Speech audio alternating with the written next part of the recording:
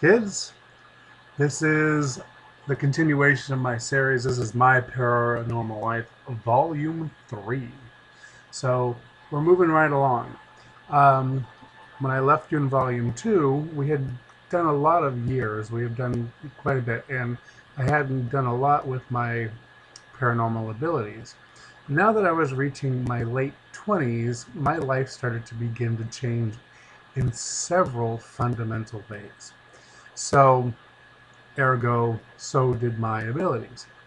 Um, in my late 20s, the first thing that happened was my family started to die, one after the next, after the next, after the next, after the next.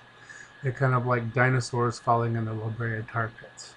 Um, the first one to go was my father's father, my grandfather, on my dad's side. And I had no idea he was sick because at that point my family was not communicating with me very much. So we had very limited communication. And they didn't tell me he died. First, they didn't tell me he was sick, and then second, they didn't tell me he died. So my mother wrote a letter, which arrived on the day of the funeral. And I couldn't get there because it's a 5-hour flight from South Florida to Southern California, and the funeral was going to be in 3 hours by the time the mail arrived. So even if I had free passes, I could have gotten there on the next flight out, but sadly, it just couldn't happen. And I remember calling and my father screaming at me and very mad, like, "Where the hell are you? Why aren't you here?" And I had to, for the first time, really buck up and basically lay into him and ask him why he and his wife and his son didn't call and let me know that my grandfather died. So that came as quite a shock because he assumed that somebody else took care of it. And my mother, who is a really hateful, was a really hateful person, um, couldn't explain why she didn't call, why she decided to write a letter instead. So she got caught. Um, anyway, it was a very painful time in my life. My grandmother was very hurt, Margaret, the one I talked about earlier. We were very close, and she was devastated that I wasn't there. And then when she found out that nobody told me, she was really angry and more devastated. And although she tried to make it up, and I did fly out and spend time with her after the fact, I never really got closure. And that was the only death in the family I never really got closure. Um, but it kicked in something that I hadn't had, which was this deep empathy. I started to get this empathy for everything and everyone. And I could really tune in to people's emotions more, and I started to get this deep empathy. Even though it started out as something angry and hateful, it actually turned into this deep empathy, which was surprising. Now, the second death in the family after my grandfather died was my little brother, who had 6 months before got married, and he died 6 months after the wedding. And I can't say we had a good relationship because we didn't. He absolutely could not stand me, and I wasn't particularly fond of him. I could stand him, but he just despised me with every fiber in his being. He was also adopted. Um, so I went to the wedding, which he wasn't happy about, but I had to, and he was told I had to also. And I went to the funeral, and I had this empathy for my parents, even though I didn't particularly care for them. But I could feel their pain of losing a child, and then I could feel my remaining grandparents even more agonized that they're still alive and their grandchild has died. And so I wanted to be there, particularly for my grandmothers. And it was this huge event because my brother was very, very well known and very famous and very popular, extremely popular with all different kinds of people. So thousands, literally thousands of people showed up at his memorial service.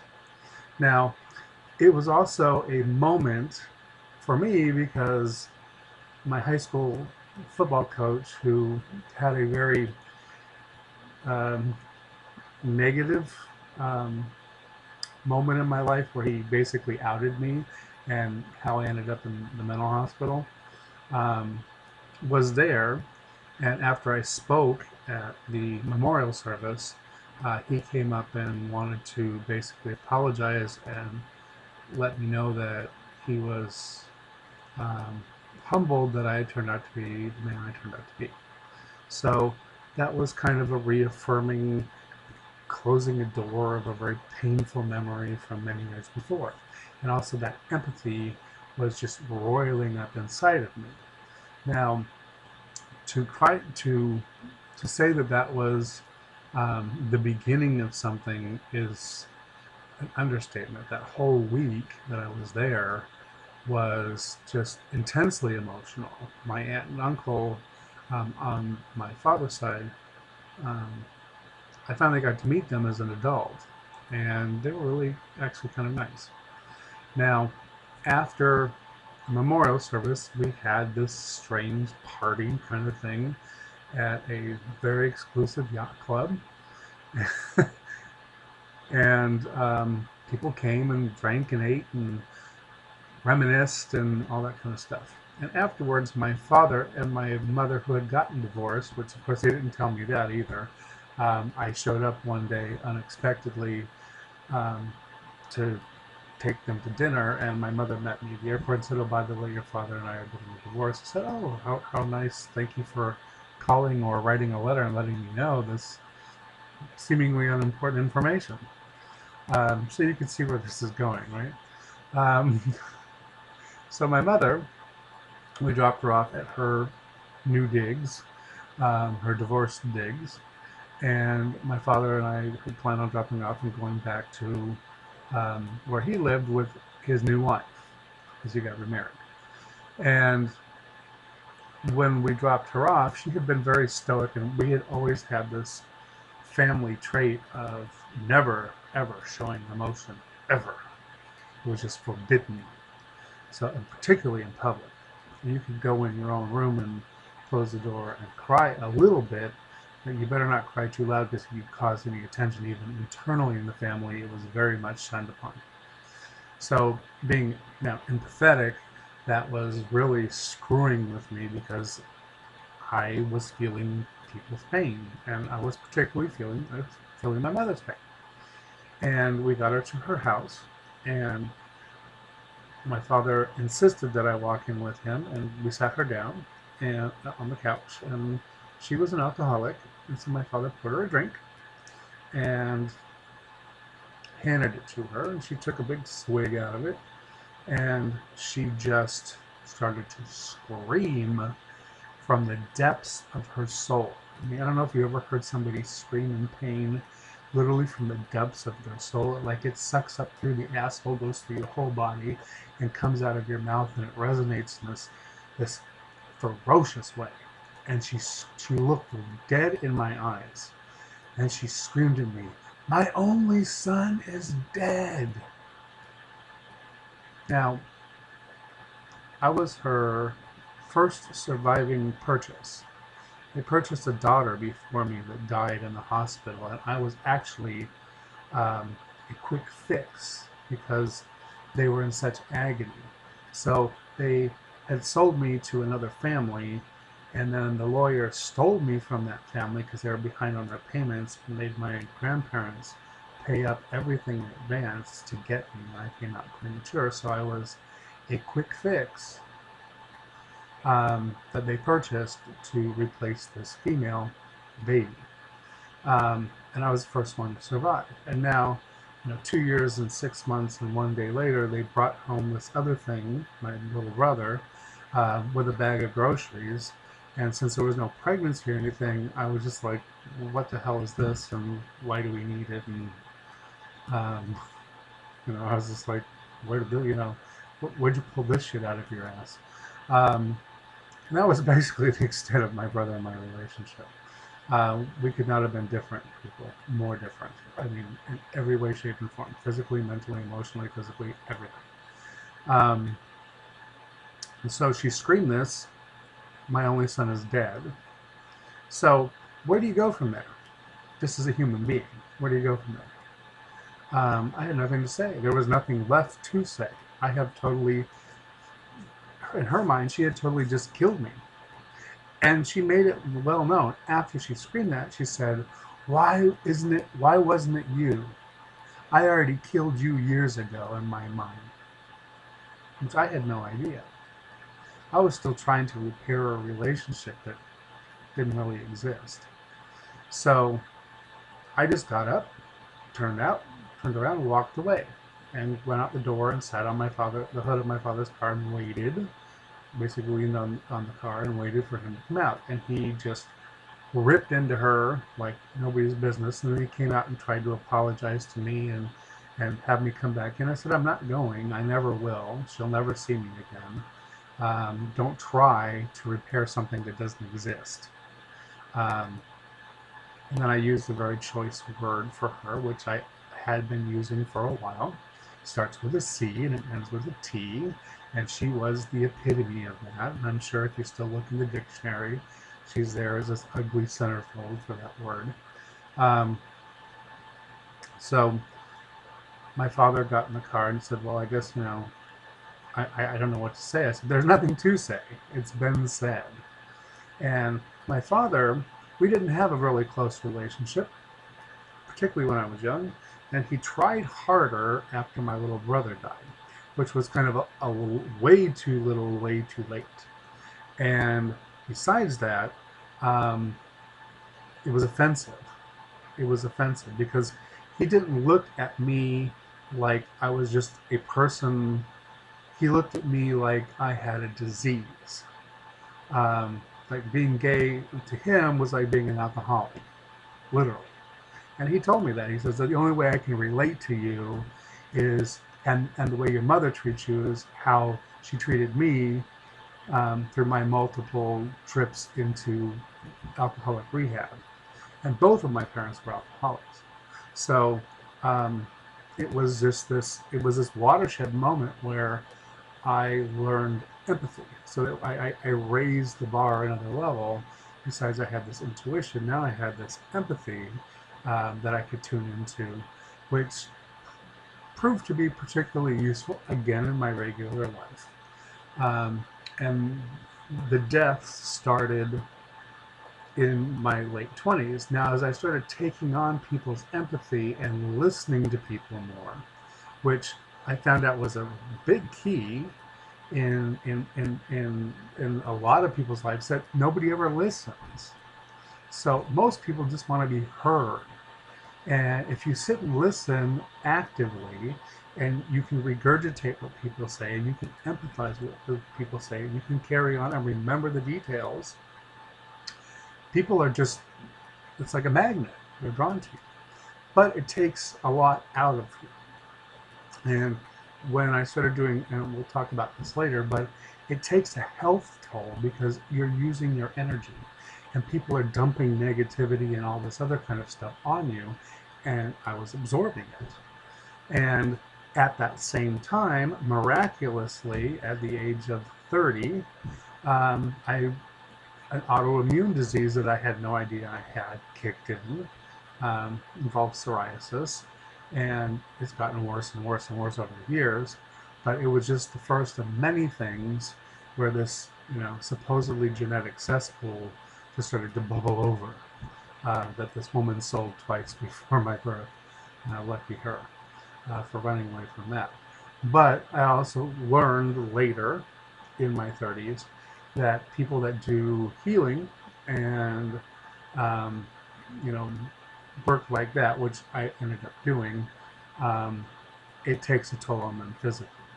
And it's well documented all over the world that people that absorb other people's stuff, um, negativity, pain, illness, whatever, it takes a toll on them physically. And it's taken a toll on me, um, terribly. But it's my calling. So I do it happily, um, without reservation. That's important for anybody to know, because if somebody's trying to quote heal you, but they're afraid of you and they're pushing you away and protecting themselves or thinking they're protecting themselves, um, and not really getting involved, they're not really healing.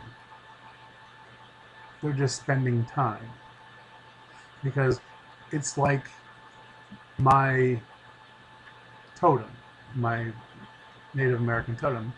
My primary totem is one of the few that's immutable, and it's vulture. And what do vultures do? People always think of vultures as ugly, horrible creatures, um, that are opportunistic. And that's not what a vulture is.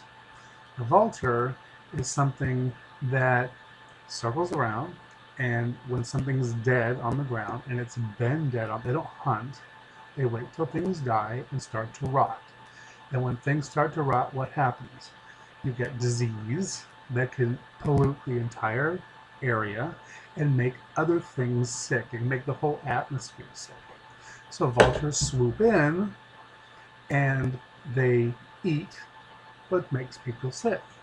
So they actually clean up the environment, and that's what healers do. And that, at least in my case, that's my calling. And I didn't realize it at this time, but I'm throwing that in now because it lends this point. Suddenly I started getting empathy.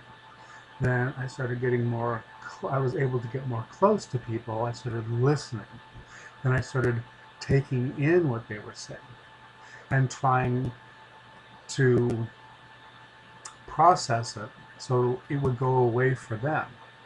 Basically, take it inside of me and let them walk away free from whatever this burden or pain or whatever it was that's afflicting them, um, was happening. But I wasn't consciously aware of that yet. It was just starting to happen. It was the awakening. And through my 30s, this got stronger and stronger and stronger. Now, I started a relationship, which is a long distance relationship in a foreign country where I used to commute. And I got into this relationship with someone who had a partner that had died. And the parents of that partner, he lived with the parents of that partner and their adopted child, which became my godson. And I love him very much, and the whole family. And I still have very strong feelings for him. And tattoos. So they're always going to be part of me. When I got to the house, everyone's walls were up, very defensive. Everyone's walls, particularly parents and my new, what would be my new partner. And I used to stay in hotels for a long while until I was finally invited in by the parents to stay overnight at the house. And when I did, I was very surprised that the ghost of their dead son was in the house. And not only did the mother have this altar, and she was Catholic, and she had this altar specifically built for him in the lower part of the house, but the upper part of the house, in my new partner's room, was kind of this shrine for this guy. And he was around constantly. And at first I could see him, and this was the first time I started interacting with ghosts. So this became very fundamental in my life. So this ghost was checking me out, didn't know for sure if he wanted me around or not. I had to prove myself to the ghost that I had the right intention. I wasn't there to hurt anybody or replace anybody or do anything bad to anybody, that I had a pure heart and that this was love. And he finally accepted me, but he always was around. And sometimes he'd give me little clues, later as he got to know me, about what to do. Like he'd say, if you really want to make a good impression, do the laundry. So, little things like that. So I ended up commuting like every week. Like I'd spend a couple days a week there in Peru and the rest of the time in South Florida. And It was a wonderful relationship, but very difficult to have a long distance relationship like that. But it was my first regular interaction with the spirit that was consistent. And from that, I built the ability to listen to ghosts or spirits talk, see them, interact with them, feel them, touch them, everything. Um, and my great grandmother came swooping in one day, and she said, and this is huge, this is a huge lesson that I hope a lot of people learn. She said, never put a horse in the race. And I didn't know what that meant. So she explained to me, she said, and supposedly this woman, my great grandmother, was very religious, very strict religious. But yet she still stuck with me after all these years since I was 9. And she would show up at the strangest times. She still does. But usually when there was some kind of crisis. And she said, listen, she said, you're going to start seeing a lot more stuff. And you're going to start getting involved in things you don't even realize is going to happen. She said, and I'm going to warn you now, and listen once, because I'm only going to say it once. Never put a horse in the race. Don't look at anything like it's good or bad, evil or not evil, happy, sad, whatever. Just look at it as is. It just is. If you put a horse in the race, you're going to lose more than you're going to win. And whenever you label something, you're going to give it power that it didn't have. And it's going to get you. So don't do that. And although you might be tempted later in life, and with some of the trials and tribulations that are coming up, which I'm not going to tell you, she said, remember this. Don't put a horse in the race, because if you do, you're going to lose. She said, and you have a very, very, very big lesson coming up. It's going to be huge, and it's going to come in several steps. So that was my key that my life was about to change. And sure enough, it did. When I was in that relationship, I left my job of 17 and a half years that I absolutely loved and moved on to another airline job. And it was shortly before 9/11. And I was in a training session in Phoenix, Arizona, when 9/11 happened. And I was away from my godson, I was away from my partner. Most of my family had died by then. Both of my grandmothers in the intervening years had died. My mother had died in January of 2001, and her father died exactly 2 weeks later. Exactly 2 weeks later, to the minute. So I already had all this roiling going on in my life with all these deaths one after the next, and the only one left was my father. So and again, we weren't super close. So and our relationship became poisoned after everyone else died, because then he started wanting money from me and for me to be his sugar daddy, and that really didn't work out very well. Another big offense. But now I have all these family members dead, and I have this relationship, and now I'm switching jobs. And now my whole world, everything I've known, the aviation industry for all those years, is now turned upside down on its head. And it stopped being fun. And instead, it was just this constant 150 policy changes a day, every day, 7 days a week, round the clock, hysteria, because the whole country had gone hysteric.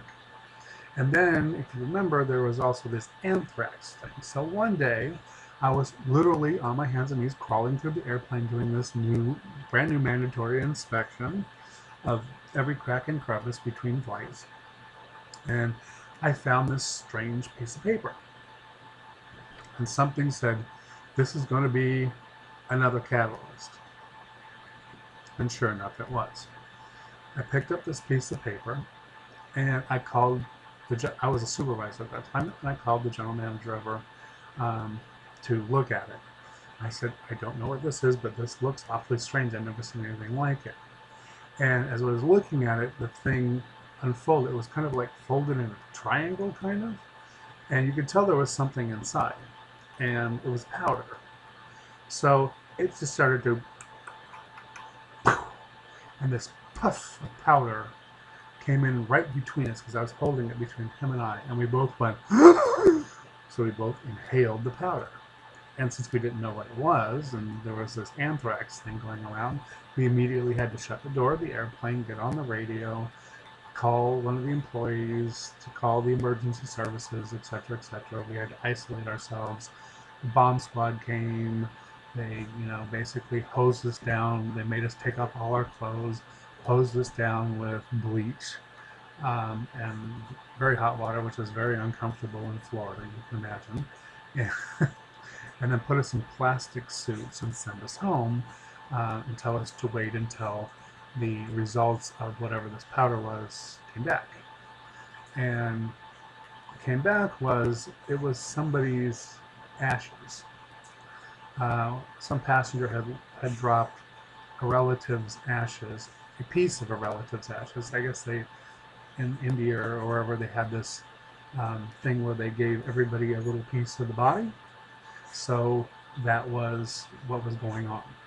And we inhaled somebody's body, literally. So that was gross, but at least we didn't have anthrax. But I knew at that moment that my career in the airline business was coming to an end. And I saw one morning, I woke up after this situation, and I said to myself, excuse me, sorry, my dog had to come out. So I said to myself, you know what, this is a moment. I was looking for the weather and everything else, and I was just starting to really detest my job because it was just not fun. It was just constant change and drama and all this stuff, and it wasn't the excitement that I had spent 18, 17 years doing. It wasn't fun. So one morning I was sitting in front of my computer, and the huge change happened. I don't even remember thinking about it. I suddenly just typed in massage schools and hit Miami, and I hit enter, or South Florida or whatever, and I hit enter, and this list came up of schools in Florida that did massage, that taught massage. And I looked down the list, and boom, I knew exactly that this is a place I needed to go. I knew nothing about it. I called up on the phone. I said, I want to join your school. And they said, well, we're having a class that starts in January, and this was like December. So, come on down. We're having we just had an open house, but we have people that can show you around and give you the information. So when do you want to come? I said, right now. I'm going to leave and go on the way to work. So I went on the way to work, stopped by, took the tour, and since I had all my family die, I had lots more money than I used to. Plus I had a good job. And I'd worked really hard, lots of overtime and everything else. I'd saved money too. So I just wrote a check for the entire tuition. I went down, I said, tell me every book I need, everything I need. I said, put it all down right here, right now. Let me write a check for all that, too. Take it with me, and I'll see you in January. And they all looked at me like, wow, that never happens. And I said, are you sure? And I said, well, something's telling me this is my new calling, so I need to do this. And they all was kind of looking like, well, you're Fruit Loop and whatever. So I grabbed all these books, big thick textbooks with science and all this kind of stuff, which I knew nothing about, and put them in my car and drove to work. And I wrote a resignation letter on the way to work. And I parked and I finished my resignation letter and I signed it and I put it in an envelope. And then I reached back in my back seat where I had bought these books, and I picked up this physiology book and a biology book, and I just looked at it, and I opened to a random page, and I just started to cry because I realized, oh my God, what have I just done? I just spent 20, nearly 20 grand in cash for an education, and I don't even understand a word of what these books are talking about. So how am I ever going to get through this? And it was a fear. I had this huge fear of school, which I didn't realize until then, because I had bad dreams about school most of my childhood, and they ran into my adult life. Um, and I had bad experiences in school. I wasn't a great student, and I had tried and failed to go back to college a couple of times, and that was just miserable, and I felt like a failure. So here I was faced with a letter I've written and these books I couldn't understand, and here I was going to jump out of my whole life into something new, and I had no idea why. And I went in and I handed my letter to my boss, and I gave him 3 weeks notice, and I was going to take 2 weeks, 2.5 weeks off, because I don't never took vacations, and I was literally going to take 2.5 weeks off and just decompress and then start a new life. And that was 2002, December of 2002. So that brings us to that time. And I started my massage school in January of 2003. And that, my friends, is when the paranormal exploded in my life. And we'll save the start of that for the next volume. Thanks for listening again, and hope you have a great day.